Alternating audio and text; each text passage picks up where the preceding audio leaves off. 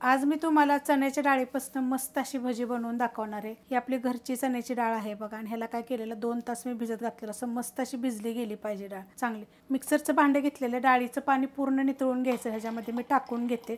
त्यात टाकायचे आपल्याला ह्या पोपटी कलरच्या बघा 2 मिरच्या घेतलेल्या आहेत आणि ह्याच्यामध्ये एक मोठ्या आकाराची लसणाची पाकळी टाकणार आहे आणि ह्याला मी दरदर करून घेणार आहे। पाण्याचा वापर बघा मी थोडा पण केलेला नाहीये आणि एकदम पेस्ट केली नाही, असं दरदर केलेलं आहे बघा। वाडगं घेतलेलं आहे आणि वाडग्यामध्ये आपण टाकून घेऊया।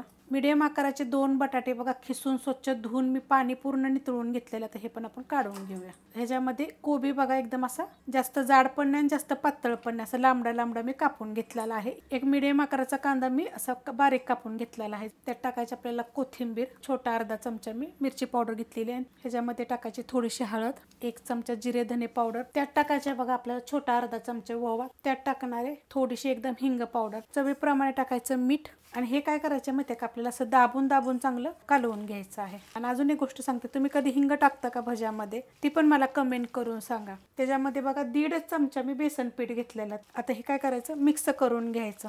आता ह्याच्यामध्ये छोटा 1 चमचा मी तांदळाचं पीठ घेतलेलं आहे, ते पण ह्याच्यामध्ये आपण मिक्स करूया। आपण आता बनवायला घेऊया। तवा ठेवलाय बघा लोखंडाचा आणि त्याच्यामध्ये मी तेल गरम करत ठेवलेलं आहे। आता ही जी भजी बनवायची आहे ना, आपल्याला एकदम छोटी छोटी पकडायची आहेत बघा अशा पद्धतीमध्ये। आता हे मी सोडून घेते, ते आता एवढीच आपण चांगली फ्राय करून घेऊया, हलवून घेऊया। एकदम कडक होतात बरं का, ते छान होतात। आता हे दिसत असेल तुम्हाला असं खाली थोडेसे आपला लोखंडाचा तवा असल्यामुळे मी तेल बी कमीच टाकलेलं आहे। मस्त असे बघा फ्राय झालेले आहेत गोल्डन कलरवर।